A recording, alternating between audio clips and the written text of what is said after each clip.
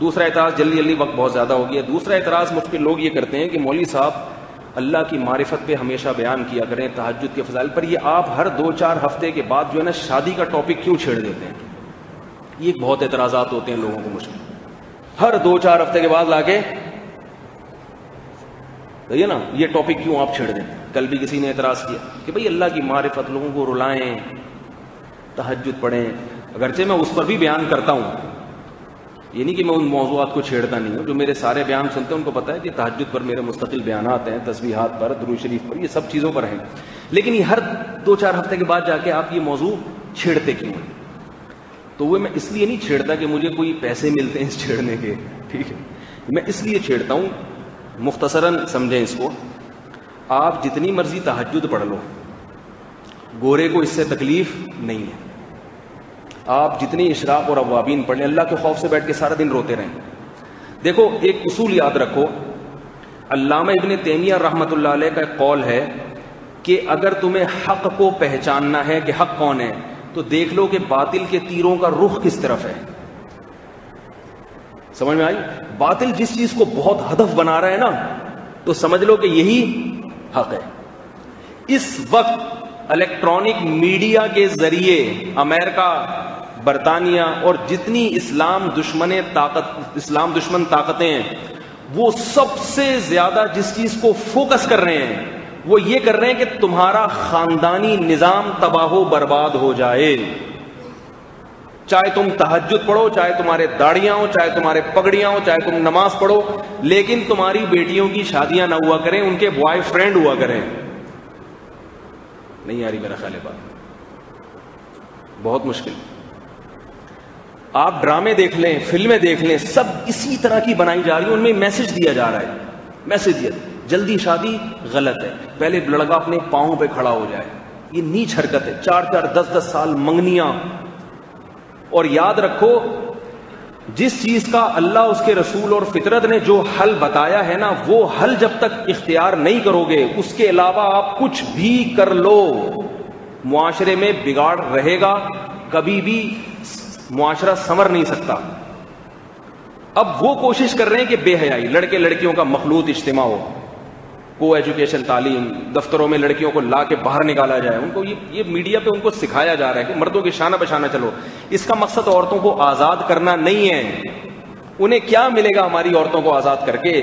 اس کا مقصد ہے عورتوں کو کپڑوں سے آزاد کرنا، تاکہ مرد کو جب فری پھوکٹ میں اپنی ہوس پوری کرنے کے لیے سستے میں ایک عورت مل جائے گی تو وہ شادی کی پھٹیکیں نہیں پالے گا۔ اور عورت کو جو حقوق ملتے ہیں وہ بیوی بن کے ملتے ہیں، گرل فرینڈ بن کے نہیں ملتے۔ اور مرد کے جو مزے آتے ہیں وہ عورت کو بیوی بنانے میں نہیں آتے، وہ گرل فرینڈ بنانے میں آتے ہیں۔ تو یہ جو خواتین سب سے زیادہ مجھ پہ اعتراض کرتی ہیں، آپ ہر 2 ہفتے بعد شادی کا موضوع کیوں چھیڑتے ہیں؟ میں خواتین کے حقوق کے لیے یہ باتیں کر رہا ہوں، مردوں کو پھنسا رہا ہوں، مروا رہا ہوں میں۔ نہیں آ رہی میرا خیال ہے؟ گرل فرینڈ بنانے میں آدمی نہیں پھنستا ہے، گرل فرینڈ کا خرچہ بہت کم، حقوق بہت کم، مزے بہت زیادہ۔ گرل فرینڈ کا خرچہ یہ کہ 1000 روپے کا بیلنس ڈلوا دیں، یہ بھی آج کل سنا ہے وہی ڈلوا رہی ہے، ٹھیک ہے نا، یہ ٹینشن بھی ختم۔ ایک دفعہ پٹا لو، پھر آپ بیلنس نہیں ڈلواؤ گے، وہ خود بیلنس ڈلوائے گی، کیونکہ آج کل لڑکیاں جاب کر رہی ہیں، مرد بے روزگار گھوم رہے ہیں۔ اب وہ لوگ جو اگر ہمارے مخلص ہوتے تو مردوں کے روزگار کی طرف توجہ دیتے کہ یار مردوں کو ملازمتی دی جائے، کیوں؟ مرد کمائے گا، عورت گھر میں کھائے گی، لیکن ان کے حقوق کہاں ہوتے ہیں؟ عورتوں کو آگے کیا جائے۔ عورتوں کو آگے کرو گے فلپین والا حساب ہو جائے گا۔ فلپائن میں جا کے دیکھو، سارے مرد ہڈ حرام گھر میں پڑے ہوتے ہیں اور 100% بیویاں کما کے اپنے ہڈ حرام مردوں کو کھلا رہی ہیں وہاں۔ دبئی میں جا کے دیکھو نا، میں دبئی میں گیا تو اتنے فلپینی، میں حیران، میں نے کہ اور عورتیں ہی عورتیں، مرد نہیں ہیں۔ میں نے کہا ان کے بندے کہاں گئے؟ تو وہاں لوگوں نے بتایا کہ ان کے بندے ہڈ حرام گھر میں بیٹھ کے کھا رہے ہیں، یہ عورتیں دبئی کمانے کے لیے آئی ہوئی ہیں، یہ دبئی کمانے۔ یہی خدا کی قسم تمہارا کلچر آنے والا ہے، چاہے تم 4 مہینے لگاؤ تبلیغ میں، خانقاہوں میں بیٹھے بیٹھے بوڑھے ہو جاؤ، چلے کرو، اعتکاف کرو، ضربے لگاؤ، تہجد پڑھو، جتنے نوافل پڑھ لو، لیکن تمہارا خدا کی قسم لا الہ الا اللہ مستقبل اسی کی طرف جا رہا ہے، فیوچر تمہارا، اگر اس پہ بریک نہیں لگاؤ۔ اور ہمارے اکابر علماء کی توجہ ان مسائل کی طرف نہیں ہے، کیونکہ وہ ان چیزوں سے واقف ہی نہیں ہے، وہ واقع ان کو پتہ ہی نہیں بیچاروں کو ہو کیا رہا ہے۔ وہ سمجھ رہی بڑے نیک شریف شرفاؤں کا علاقے ہیں، سارے نیک پرہیزگار، کیونکہ ان سے جو لوگ کانٹیکٹ میں رہتے ہیں وہ سارے نیک شریف شرفا ہوتے ہیں۔ عام طبقہ جو ہے نا معاشرے کا، وہ ان سے کانٹیکٹ میں ہی نہیں ہے، ان کو پتہ ہی نہیں کہ گھروں میں کیا ہو رہا ہے۔ وہ مجھے بیوقوف سمجھتے ہیں کہ ایسی باتیں کر رہے ہیں، میرے بڑے مجھے سمجھاتے ہیں پاگل ہو گیا کہ دماغ خراب ہو گیا، مجھے کہتے ہیں۔ تو میں اپنی ایک مثال دیتا ہوں آپ کو۔ دیکھو میں نے دوسری شادی کی، جب میرے پر ہمارے بعض بڑوں نے اعتراضات کیے، بعض بڑوں نے مجھ پہ اعتراض کی کہ پاگل ہو گیا، جو کام ہمارے اکابر نے نہیں کیا وہ یہ کر رہا ہے۔ میں نے تیسری بھی کر لی اور میرے پر انگلیاں اٹھنا شروع ہو گئی۔ ایک دفعہ کیا ہوا کہ ہمارے بزرگ ایک مجلس میں بیٹھے ہوئے تھے، ایک بزرگ تھے جو میرے پیر و مرشد بھی ہیں، جو مجھے سمجھاتے تھے کہ یار یہ نہیں کرو، لیکن مجھے پتا ہے کسی کو پیر جو بنایا جاتا ہے شریعت پہ چلنے کے لیے بنایا جاتا ہے، تو میں سمجھتا تھا ہمارے پیر صاحب کو ان چیزوں کا ادراک نہیں ہے، اس لیے ان کو معذور ہے اپنی جگہ، لیکن میں وہی کروں گا جو اللہ اس کے رسول کا حکم ہے۔ لیکن وہ ادب کی وجہ سے میں ان کے سامنے تقریر بھی نہیں کر سکتا تھا بیٹھ کے کہ میں ان کو سمجھاؤں، وہ کہیں گے کل کا بچہ ہمیں سمجھا رہا ہے۔ تو ادب بھی تو، تمیز بھی تو کوئی چیز ہوتی ہے نا، ہر جگہ تھوڑی بڑوں کے سامنے بولا جاتا ہے۔ لیکن میں موقع کی تلاش میں تھا کہ کہیں مجھے موقع ملے تو مجھے ادب تمیز کے ساتھ بات کرنے کا موقع ملے۔ تو ہمارے بڑے بزرگ بیٹھے ہوئے تھے، ایک دفعہ دسترخوان پہ ناشتے پہ مجھے بلایا، انہوں نے BBC کے 2-4 نمائندے آئے ہوئے تھے، کوئی انٹرویو لینا تھا یا کیا تھا، اور بھی کچھ اپر لیول کے لوگ آئے ہوئے تھے، کچھ صحافی۔ میں ان لوگوں کے نام یاد نہیں رکھتا، مجھے نہیں پتا وہ کون تھا، نمائندہ کیا تھا، اسلام آباد کا تھا، کوئی زئی وئی کر کے ہوگا، چک زئی کچھ ہے نا، کوئی BBC کا کون ہے، ایک ہے اسلام آباد میں، اسلام آباد سے کوئی آیا ہوا تھا، اور کچھ اور بھی صحافی تھے بڑے اونچے لیول کے۔ میں نے کہا یا اللہ یہ بحث یہاں چھڑ جائے نا تو یہ بڑے بڑے لوگ ہیں، صحافی ہیں، یہ کون ہے؟ صحافی، یہ بڑے بڑے نمائندے ہیں، ان کا ذہن بن گیا تو ظاہر ہے یہ اخبار نکالتے ہیں، یہ تو میڈیا پہ ان کی بہت زیادہ ان کی سنی جاتی ہے۔ تو ہمارے استاذ نے میرا تعارف کروایا کہ یہ ہیں، انہوں نے 3 ہیں تعارف میرا ہمیشہ یہی کرواتے ہیں۔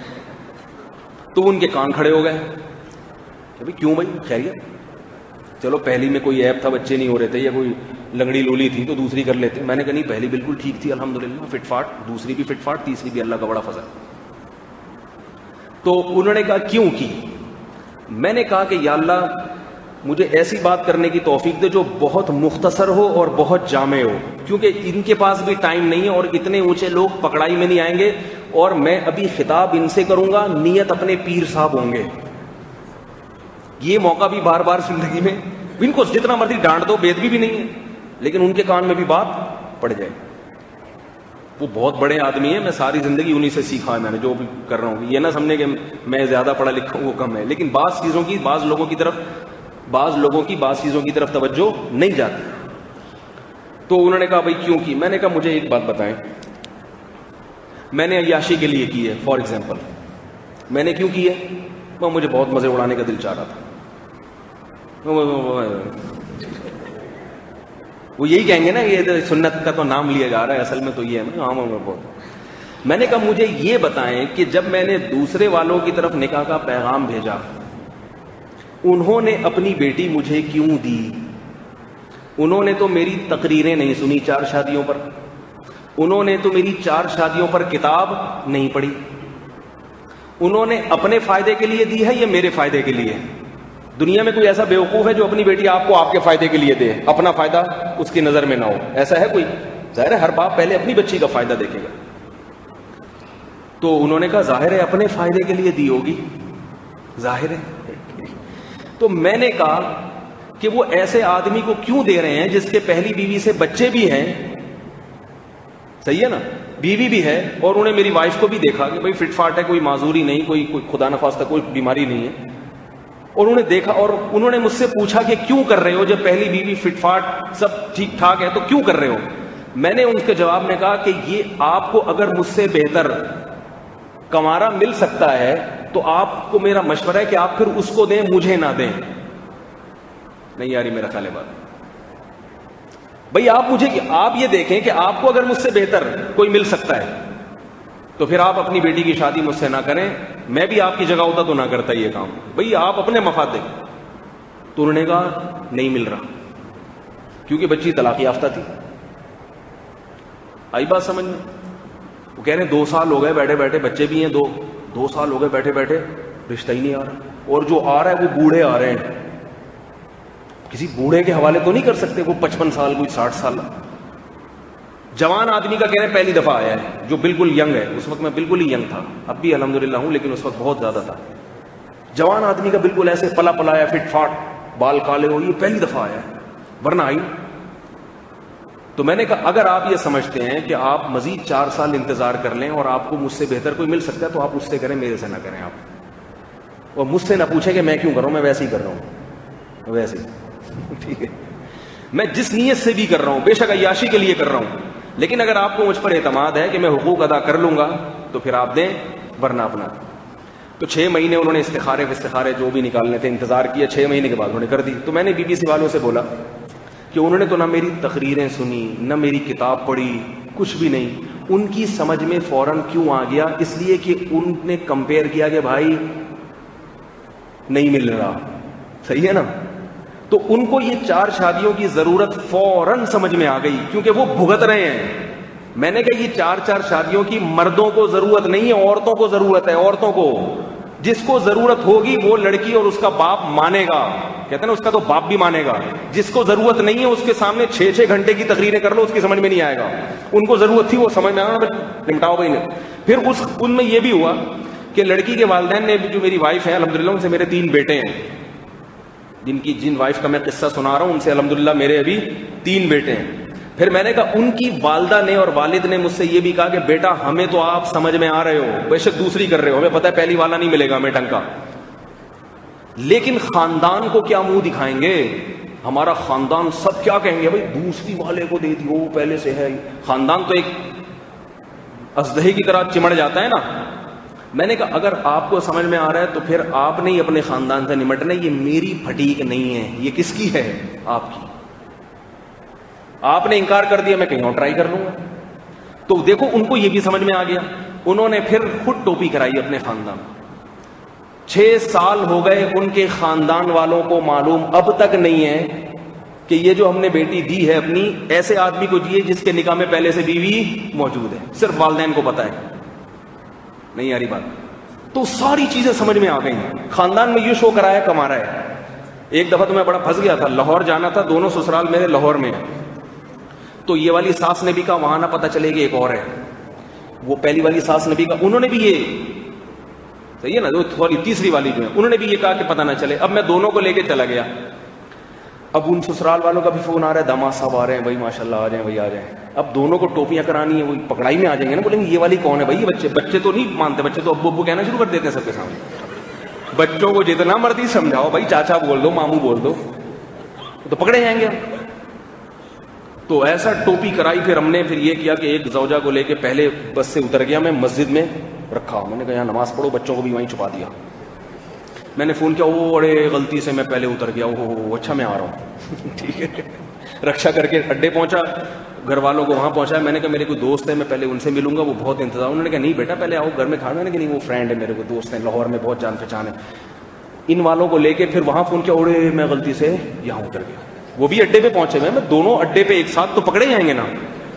اڈا تو سب کو پتا ہوتا ہے, یہ والی بس ہے, یہ والا اڈا ہے. 5-6 سال ہو گئے, ٹوپیاں اب تک نہیں, بیان نہ سن لے کہیں وہ لوگ, اب تک ٹوپیاں چل رہی ہیں. یہ ٹوپیاں میں نے نہیں سیکھی, یہ مجھے میرے سسرال نے بتایا کہ ایسے ٹوپیاں کرا دو. ان کی ضرورت تھی, سمجھ میں آئی بات؟ تو جس کی ضرورت ہو. اچھا واپسی میں بھی ایسے ہی. اب واپسی پہ تو وہ ہمیں اڈے وہ والے بھی چھوڑنے آ رہے ہیں, یہ والے بھی اڈے چھوڑنے آ رہے ہیں. اب پکڑے جائیں گے. تو بڑی مشکل سے ٹوپی کرائی. بھائی نہیں چھوڑنے جاؤ, میں نے پہلے اپنے دوست کے گھر جانا ہے, وہاں دعوت ہے, ہمیں وہیں چھوڑ دیں آپ. تو وہیں ایسے ہی چلے گئے. لاہور میں جان پہچان تو ہے بہت, ہر جگہ کوئی نہ کوئی سلام دعا تو ہو جاتی ہے. تو ایسے ٹوپی شوپی کرا کے اڈے پہ پہنچے ہیں. دوسرے والے آ گئے, تو ان والوں کو پہلے بس سے میں نے بولا کہ دنیا چھوڑ دینا, بس نہیں چھوڑنا. ایسا نہ ہو کوئی بچہ نکل کے آ جائے, ابو, وہ بولیں گے یہ کیا ہے, یہ کون ہے بھائی. میں نے کہا میں پہچاننے سے انکار کر دوں گا, بولوں گا بھائی میرے کو, ایسا نہ ہو کہ بولو کہ یہ کیا ہے. تو جو ہے میں نے کہا باہر نہیں نکلے کوئی. تو وہ پھر دوسرے والے آئے ہونا, ہاں بھائی ہمیں وہ سمجھ رہے ہیں اکلوتا داماد ہے ماشاءاللہ ہمارا, اکلوتا ہی ہے, اکلوتا ہی سمجھو. ایسے ہونے والا چلے گئے. لاہور کوئی روز روز تھوڑی جانا ہوتا ہے, آئندہ کبھی گئے تو پھر ٹوپی کرا دیں گے. تو یہ ٹوپیاں بھی انہوں نے سکھائیں. پھر میں نے یہ بھی کہا کہ میرے خاندان کے بھی سارے افراد راضی نہیں ہیں, میری والدہ نہیں آئیں گی شادی میں. تو اب وہ لڑکی والے پریشان, ماں باپ کے, بھائی ماں کے بغیر کیسے, ہم ارے ماں نہیں آئے گی شادی کر دیں, یہ کیسے ہو سکتا. مطلب ہے کہ ہم تو راضی ہیں, چلو ہمیں تو آپ سمجھ میں آ رہے ہیں کہ بھائی کانفیڈینس ہے, آپ رکھ لو گے, کوئی مسئلہ نہیں ہے. اور میں نے کہا کہ بھائی میری والدہ بعد میں راضی ہوں گی, لیکن کرنے میں کوئی دوسری میں کوئی نہیں شریک ہوتا. تو اس میں پھر یہاں سے کمیٹی کے جو نائب صدر تھے ان کو میں اپنا بھائی بنا کے گیا, یہ میرے بھائی ہیں. انہی کی وائف ہماری بھابھی یا چاچی بن گئی, بھابھی بن گئی.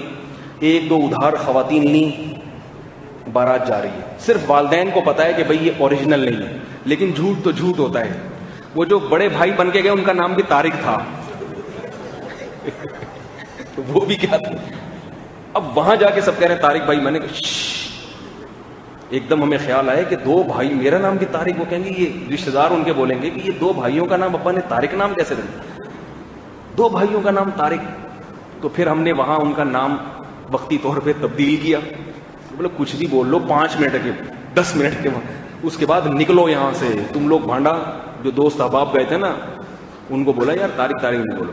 تو خیر ہو گیا سب, اللہ کا شکر ہے, اولاد ہو گئی میری. 1 سے 4 بیٹیاں, 1 سے 3 بیٹے, ٹھیک ہے نا. تو میں نے ان بی بی سی والوں کو سمجھایا, میں نے کہا جس کو یہ ضرورت, جس باپ کو ضرورت ہوگی نا, اس کو یہ 4 شادیوں کا فلسفہ فوراً سے پہلے سمجھ میں آئے گا. اور میں نے کہا میرے جیسے آدمی کا کر لینا اس کی علامت ہے کہ قوم کو ضرورت ہے, ورنہ میرے اندر کون سے سرخاب کے پر لگے ہوئے ہیں. سب سے پہلے تو دیکھا جاتا ہے گاڑی, دولت, یہ سب. جب پتا چلے گا مسجد کا امام ہے تو امام کا تو سن کے ویسے ہی لوگ بھاگ جاتے ہیں, ٹھیک ہے نا. اور میرا ایک سسرال گرین چینل بھی ہے. گرین اور وائٹ چینل جو ہے نا, گرین والے نے وائٹ والی کو دے دی اس لیے کہ ضرورت تھی بھائی, گرین میں نہیں مل رہا کوئی ہمیں, چلو وائٹ ہی چلے گا, ٹھیک ہے. وہ دیوبندی بریلوی اپنی جگہ. میں جب ان کے گھر گیا تو یا رسول اللہ اور یا حبیب اللہ اور سارے تعویذ. ہمارے سسر صاحب جو تھے نا, میرا جب رشتہ لینے آئے تھے تو ہری پگڑی پہن کے آئے تھے میرے بیان میں. سارے مڑ مڑ کے دیکھ رہے تھے یہ گرین والا آج کہاں سے آ گیا. اور میں چاہ رہا تھا یار ان کی کوئی بےزتی نہ کر دے, کیونکہ رشتے کی بات چل رہی ہے نا. تو ان کے دھاگے واگے, وہ اتنے سارے گھر میں دھاگے. جب شادی ہوئی تو ہم نے سارے دھاگے واگے اپنے, ہم نے ہمارے بچوں کے کوئی دھاگا نہیں آئے گا, کوئی تعویذ گنڈا نہیں, پھاڑ پھاڑ کے پھینک دیتا ہوں. میں نے کہا یہ سارے جن چڑیل تم لوگوں پہ آتے ہوں گے, ہم اللہ کا شکر ہے کچھ نہیں ہوتا, اللہ کے فضل. وائٹ چینل والے ہیں, تعویذ گنڈوں میں ہم نہیں پڑتے, اور اللہ کا شکر ہے آج تک بغیر تعویذ دھاگوں اور فلیتوں کے بغیر ہی چل رہے ہیں الحمدللہ. تو میں اس لیے اتنا چیخ رہا ہوں کہ اللہ کے بندو, میں نے ان بی بی سی والوں سے کہا, میں نے کہا اگر میں نہیں کرتا تو آپ کے پاس اس کے علاوہ کوئی آلٹرنیٹ آپشن, ایسی سینکڑوں عورتوں کے لیے جو گھروں میں بیٹھی ہوئی بوڑھی ہو رہی ہیں, جن کی عمریں نکلی جا رہی ہیں, آپ کے پاس کوئی آپشن ہو تو آپ بتا دیں. نہیں ہے کسی کے پاس آپشن, تو پھر باتیں پھینکنے سے کوئی فائدہ نہیں ہے. تو یہ ہمارا نظام برباد ہو رہا ہے. یہ تو ایک نہیں لاکھوں عورتیں اس طرح. امت اخبار کی رپورٹ ہے 2 کروڑ عورتیں تو وہ ہیں جو آن دا ریکارڈ ہیں پاکستان میں. 2 کروڑ لڑکیاں جو بیٹھے بیٹھے گھروں میں بوڑھی ہو گئی ہیں, کنواری, شادی کے انتظار میں. تو یہ سب ہماری ہی نسل میں پیدا ہونے والی بیٹیاں ہوں گی, اللہ معاف فرمائے, ہم سب کو حفاظت کرو. تو اس نظام کو بچانا ہے, یہ سب سے زیادہ اس کو میں فوکس کر رہا ہوں کہ بھائی اس کو تو بچاؤ. یہ جب ہی ہوگا کہ جب بروقت لڑکے کی شادی ہو, لڑکیوں کی بروقت شادی ہو, اور لڑکا کرے گا تو ہوگا نا. اب میرے بیان سن کے لوگوں پہ اثر جو ہو رہا ہے نا, اتنا فائدہ ہو گیا. بس یہ چھوٹا سا واقعہ سنا کے بات ختم کروں, بہت مختصر. اتنا فائدہ ہو گیا, وہ فائدہ دیکھیں کتنا ہو رہا ہے. کمپنی کے مینیجر کا فون آیا کچھ دن پہلے, مولوی صاحب آپ نے میرے ولیمے میں لازمی آنا ہے, بھائی میں گاڑی بھیج رہا ہوں, آنا ہے. میں نے کہا کیوں؟ کہہ رہے میں آپ کا بیان سے متاثر ہو کر شادی کر رہا ہوں, ورنہ میرا بھی شادی کا پروگرام نہیں تھا. میں نے کہا متاثر ہو گیا, کر رہا ہوگا, 18-19 سال ہوگی, اتنی جلدی کر رہا ہے تبھی متاثر ہو گیا نا. جو متاثر نہیں ہوتے وہ 25 سال میں کرتے ہیں, جو متاثر ہو گئے وہ 18 سال میں کر رہے ہوں گے. تو جب اس نے اتنا اصرار کیا تو میں نے کہا ٹھیک ہے گاڑی بھیج دینا, میں آ جاؤں. اور میں نے کہا عین کھانے کے وقت میں آؤں گا بالکل, تاکہ ٹائم ضائع نہ ہو, میں انتظار نہیں. انہوں نے بھیجی گاڑی, میں چلا گیا. وہ تو اچھے بھلے پورے آدمی لگ رہے تھے, وہ 42-45 سال کے آدمی. میں نے کہا آپ نے میرے بیان سے متاثر ہو کر شادی کی؟ کہہ رہے جی. میں نے کہا آپ کے پیسے ویسے نہیں تھے؟ کہہ رہے میں مینیجر ہوں. گاڑی سے بھی لگ رہا تھا کوئی مالدار آدمی ہے. تو میں نے کہا یعنی اگر متاثر نہ ہوتے تو کہہ رہے پھر ابھی تھوڑی شادی کی ایج تھوڑی ہے, یہ 40-42 سال میں, تو ابھی تو تھوڑا ٹائم لگے گا. لیکن میں نے ایک دن سنا, میں میرا میٹر گھوم گیا, میں نے کر لو یار. میں نے کہا جن کا میٹر گھوم رہا ہے وہ اس عمر میں کر رہے ہیں. اچھا پھر کیا ہے؟ پھر میرے پاس آئے, میری بہن کا رشتہ نہیں آ رہا, پریشان. ان کی والدہ بھی آئیں, میری بیٹی کا رشتہ نہیں آ رہا. ان کے ماموں بھی آئے کہ بھانجی کے لیے کوئی رشتہ بتائیں, ڈاکٹر بن گئی ہے. میں نے کہا اللہ کے بندو, جب تم 40-42 سال میں کر رہے ہو تو دوسرے بھی 40-42, پھر تمہاری بہن کی شادی کیسے ہو جائے گی؟ سب بھی پھر یہ کر رہے ہیں.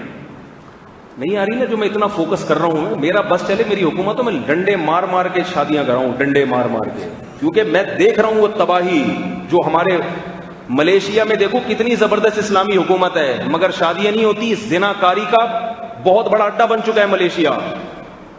سب علماء کی حکومتیں, قاضی سارے علماء ہیں وہاں پہ ملیشیا میں. بہترین کہا جاتا ہے اسلامی حکومت, شافی مذہب سرکاری مذہب ہے ملیشیا کا, شافی مسلک. مگر اتنی بےہودگی, اتنی بے حیائی, اس لیے کہ انہوں نے نکاح پہ زور ہی نہیں لگایا ان کے علماء نے. بس وہ اپنے ہی مسائل میں تہجد, اشراق, اوابین اور وہ انہی چیزوں میں لگے رہے ہیں. تو بے حیائی کا جو طوفان وہاں پہ آیا ہے, بے حیائی کے طوفان کو آپ اللہ کے خوف سے نہیں روک سکتے. صرف اس کے لیے بر وقت نکاح کا نظام ہوگا. دیکھو حضرت ایک صحابیہ تھی حضرت عمر کے دور میں, وہ پریشان تھی اور شعر پڑھ رہی تھی کہ میرے شوہر, مجھے اگر اللہ کا خوف نہ ہوتا تو آج میں زنا میں مبتلا ہو جاتی, کیونکہ ان کے شوہر 1 سال سے جہاد پہ گئے ہوئے تھے. حضرت عمر نے حکم دیا کہ 4 مہینے سے زیادہ کسی عورت کا شوہر گھر سے باہر نہیں رہے گا. حضرت عمر یہ بھی تو کہہ سکتے ہیں اللہ کا خوف پیدا کرو. وہ کہتی کہ اللہ کا خوف ہے, اللہ کا خوف ہے, نبی کی صحبت اٹھائیے تو اللہ کا خوف نہیں ہوگا. اس کے باوجود وہ کہہ رہی ہے مجھے زنا کا خطرہ ہے, کوئی ہے مجھے بچائے اس جرم سے. حضرت عمر نے کوئی سن لیا یہ ان کا کلام تو فوراً حکم دیا ان کے شوہر کو واپس بھیجو. اتنے پیارے دور میں بھی عورت کو شوہر کی ضرورت تھی, ورنہ اسے زنا کا خطرہ. تو مرد کو آج کے دور میں زنا کا خطرہ نہیں ہوگا. ایک تو ہے بھی مرد, اور پھر انٹرنیٹ پر بے حیائی, ٹیلی ویژن پہ بے حیائی. آپ جب جاتے ہیں اپنے یعنی کمپنیوں میں, وہاں لڑکیاں ہیں, اور یونیورسٹیوں میں کو ایجوکیشن, اس میں آپ یہ کہیں کوئی بھی نہیں, اللہ کا خوف پیدا کر لو سب سیٹ ہو جائے گا. کچھ بھی نہیں ہوگا. یہ حماقتوں کی باتیں. اللہ نے وہی اصول بنائے ہیں جو 1400 سال پہلے اصول تھے, اور جو اللہ نے قرآن میں, اللہ نے بے حیائی کو ختم کرنے کے لیے نکاح کا نظام دیا ہے, محاسبوں مراقبوں کا نظام نہیں دیا, بزرگوں کی صحبت کا نظام نہیں دیا. جو بزرگ نکاح نہیں کرتے وہ خود برائی میں مبتلا ہو جاتے ہیں. ایسے درجنوں واقعات ہیں. ہاں یہ ضرور ہے کہ نکاح کے بعد بھی کچھ اللہ کے خوف کی ضرورت ہے, ایسا نہیں ہے کہ وہ کافی ہے. بہت سے لوگ نکاح کرتے بھی برائی میں ہوتے ہیں, وہ اللہ کا خوف کی اہمیت اپنی جگہ. مگر آپ نے جو بے حیائی کا علاج قرآن و سنت نے بتایا وہ یہ. اور بے حیائی سے صرف بے حیائی نہیں, پورا سسٹم آپ کا تباہ ہو جائے گا مستقبل میں, پورا خاندانی نظام کی واٹ لگ جائے گی. اس پہ کہنے کے لیے بہت کچھ ہے, لیکن پھر کسی اور بیان میں بتاؤں گا, اور مزید نقصانات. ابھی وقت کافی زیادہ ہو گیا ہے. سوال کسی نے پوچھا ہے, مجھے اپنے کزن سے نکاح کرنا ہے, اگر گھر والے میرے والد والدہ کے علاوہ سب راضی, میں کیا کروں؟ اوئے ہوئے بڑا مسئلہ ہے یار. ابا کو سمجھائیں بھائی, نہیں مانتے تو سمجھائیں, پھر بھی نہیں مانتے تو بھی سمجھائیں. میں کیوں ابا سے دشمنی لوں ان کے؟ جو کرنا ہے خود کرو بھائی, سارا میرے پہ ڈال دیں گے, انہوں نے بولا تھا. جب شادی کرتے ہیں نا ایسے لوگ ابا سے پوچھے بغیر, پھر ابا کہتے ہیں کیوں کی گئے, انہوں نے بولا تھا, میرے اوپر ڈالتے ہیں. میں اپنی والیوں کی بھی ٹینشن نہ لوں اور تم لوگ کی والیوں کی بھی لوں, یہ تو نہیں ہوتا نا. ایسا کریں گے تو کون آئے گا بھائی. عورت اور مرد کی نماز کا فرق دلیل کے ساتھ بتا دے. ٹھیک ہے انشاءاللہ. یہ بیان میرا ہو چکا ہے, عثمان کے پاس ریکارڈڈ ہوگا, اس میں تھوڑی سی گڑبڑ آ گئی تھی بیان میں تو وہ ایڈٹ کر ڈیلیٹ ہو گیا. اچھا پھر دوبارہ کریں گے انشاءاللہ اس موضوع پر. اللہ تعالیٰ سمجھنے کی عمل کی توفیق عطا فرمائے. وما علینا الا البلاغ.